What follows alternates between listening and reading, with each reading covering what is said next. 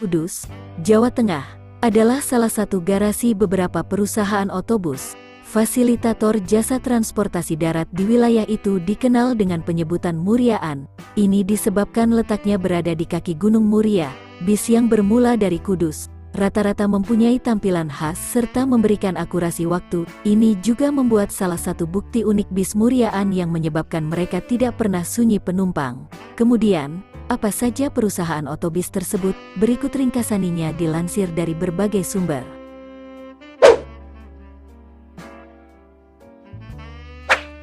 Dilansir dari laman Bis Nusantara, perusahaan bis ini didirikan Yonatan Budianto di Kudus, Jawa Tengah pada 1968, di mana awalnya Yonatan mengoperasikan 2 unit merek gas buatan Uni Soviet produksi 1965, yang merupakan BAS X-TNI Angkatan Laut. Selang setahun berlalu, PO Nusantara menambah 5 unit BAS merek ZIEL buatan 1962, yang merupakan BAS X-TNI Angkatan Udara.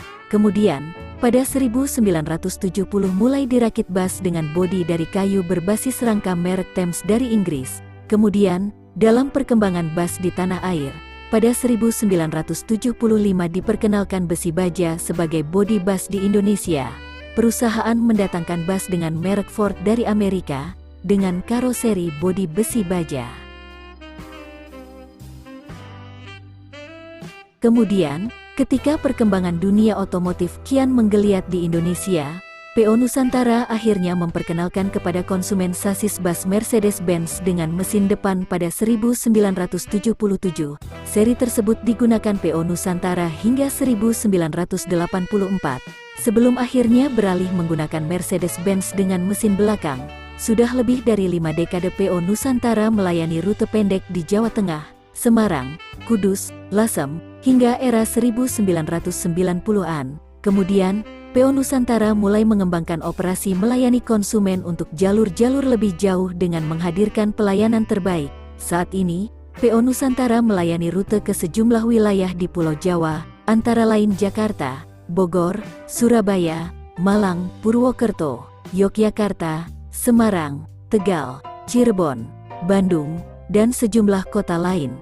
PO Nusantara dikenal sebagai salah satu pemilik bis mewah Conqueror dengan sasis MAN R37 bertenaga 460 tenaga kuda yang dapat berlari hingga 200 km per jam. PO Nusantara dikenal memiliki sejumlah armada dengan berbagai sasis langka, punya karoseri sendiri bernama Nusantara Gemilang dan sempat memiliki restoran. Inilah beberapa foto BAS ini tempo dulu.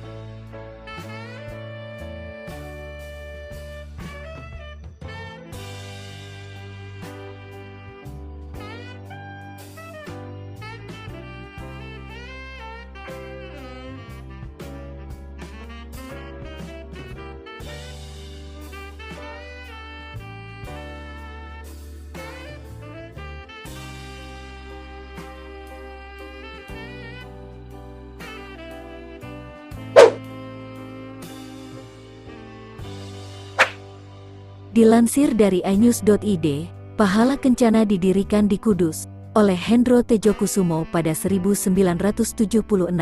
Perusahaan otobus ini menjadi salah satu andalan masyarakat kota Kudus dan sekitarnya, serta warga Solo yang ingin menuju ke ibu kota Jakarta. Saat ini, PO Pahala Kencana berkantor pusat di wilayah Jakarta Utara, dan fokus pada transportasi angkutan perkotaan. Mereka bekerja sama dengan Pemprov DKI Jakarta sebagai penyedia dan operator BAS Transjakarta.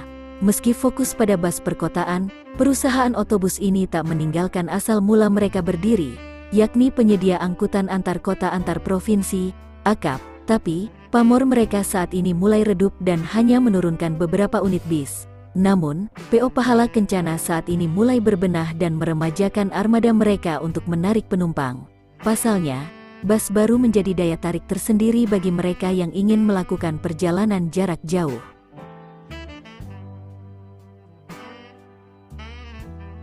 Inilah beberapa foto bus ini tempo dulu.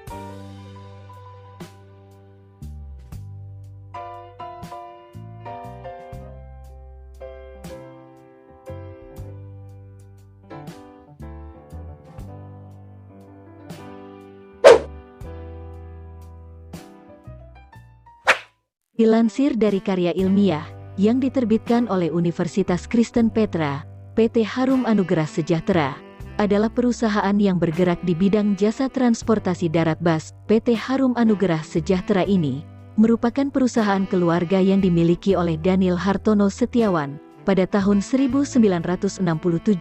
Ayah dari Daniel Hartono Setiawan, yaitu almarhum Andreas Mulyono Setiawan, mendirikan PO Harum Kudus. Setelah almarhum Andreas Mulyono Setiawan meninggal, kepemilikan PO Harum Kudus diwariskan kepada Daniel Hartono Setiawan. Andreas Mulyono ini mewariskan bisnisnya kepada Daniel Hartono Setiawan, karena Daniel Hartono Setiawan merupakan anak tunggal dari almarhum Andreas Mulyono Setiawan.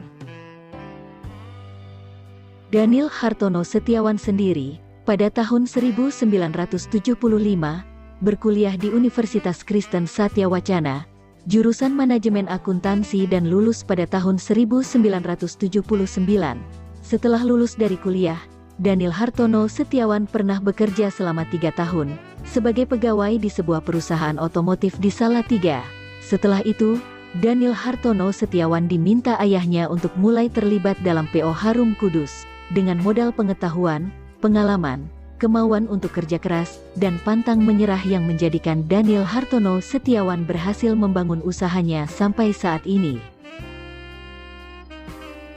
Pada tahun 2009, PO Harum ini berubah menjadi PT Harum Anugerah Sejahtera. Mei tahun 2009, PO Harum Kudus resmi memulai usaha yang bergerak di bidang pariwisata.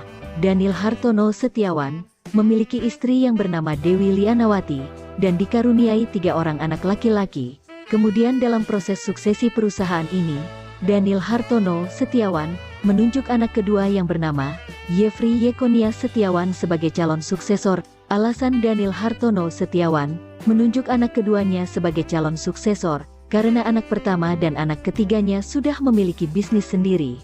Maka dari itu, Daniel Hartono menunjuk anak keduanya sebagai calon suksesor. Lokasi PT Harum Anugerah Sejahtera ini berada di Jalan Dr. Lukmono Hadi, 37A, Demangan, Kudus, Provinsi Jawa Tengah. Perusahaan ini dijalankan dan dikelola oleh anggota keluarga sendiri, serta adanya pembagian saham di PT Harum Anugerah Sejahtera ini.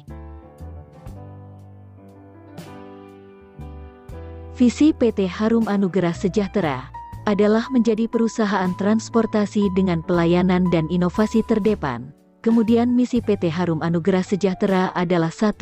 Mengutamakan pelayanan yang terbaik dengan kru yang ramah dan disiplin. 2. Armada yang sehat dan terkontrol seperti kondisi armada yang bersih dan layak jalan. 3. Memberikan kemudahan masyarakat dalam menyewa armada. 4. Memberikan pengajaran menyewa armada yang aman dan terjamin.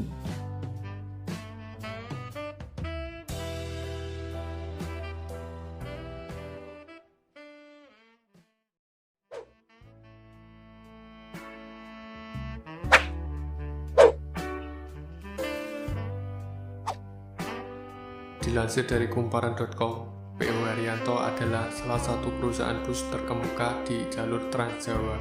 Dari pusat operasionalnya di Kudus dan Tangerang, bus tersebut melayani rute dari dan ke berbagai kota di Jawa Tengah serta Jabodetabek. Di kalangan pecinta bus yang tergabung dalam komunitas Bismania, PO Haryanto dikenal dengan Raja Jalanan. Armadanya terawat, bahkan secara berkala melakukan peremajaan busnya.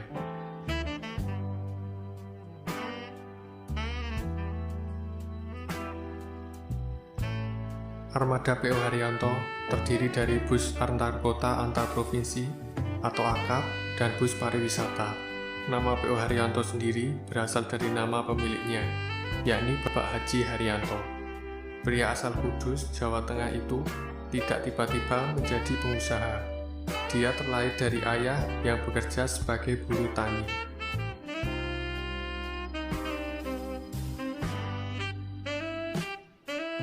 Dengan latar belakang keluarga seperti itu, Bapak Haji Haryanto muda sudah terbiasa bekerja keras. Karakternya juga dikenal bandel. Bahkan dia nekat meninggalkan bangku sekolah teknik menengah atau STM dan merantau ke Tangerang. Di perantauan, dia mendaftar menjadi anggota TNI, menjadi prajurit Tamtama TNI di awal era 80-an. Bapak Haji Haryanto menerima gaji Rp18.000 per bulan. Setelah menikah pada 1982, pendapatan sebesar itu makin terasa tak mencukupi. Demi menafkahi keluarga, dia pun mengisi waktu di luar jam dinas dengan menjadi supir angkot di Tangerang. Pilihan kerja sampingan itu beliau ambil sejalan tugasnya di TNI yang juga menjadi pengemudi truk hingga kendaraan tempur.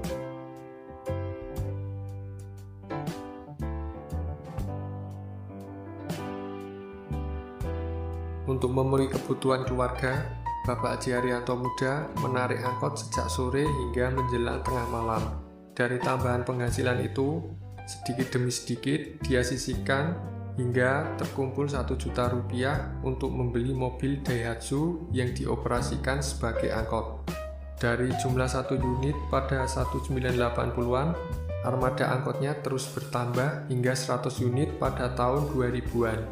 Seiring dengan usahanya yang terus berkembang, Bapak Haji Haryanto pun mengundurkan diri dari dinas TNI. Pertimbangannya, beliau khawatir usahanya mengganggu kewajiban dinasnya.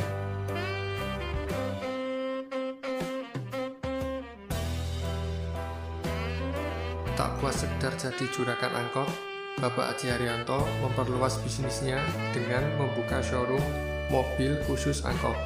Naluri bisnisnya terus berkembang dengan merintis usaha otobus pada tahun 2002.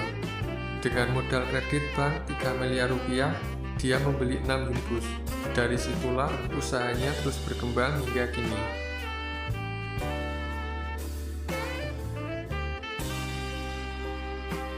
Di tengah masa lalunya yang keras, Bapak Haji Haryanto juga tak pernah meninggalkan sholat 5 waktu.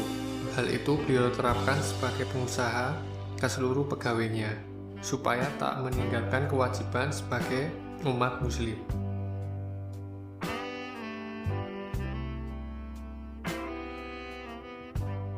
Nah, itulah kisah perjalanan panjang perusahaan otobus dari Kudus, Jawa Tengah. Terima kasih telah menonton video ini. Buat yang nonton sekali lagi mohon maaf. Bila ada kesalahan di episode kali ini mohon dimaafkan. Dan kalau ada informasi yang salah atau ada tambahan informasi, langsung dibenerin aja di kolom komentar. Semoga bermanfaat, sampai jumpa di next video, semoga bahagia semua.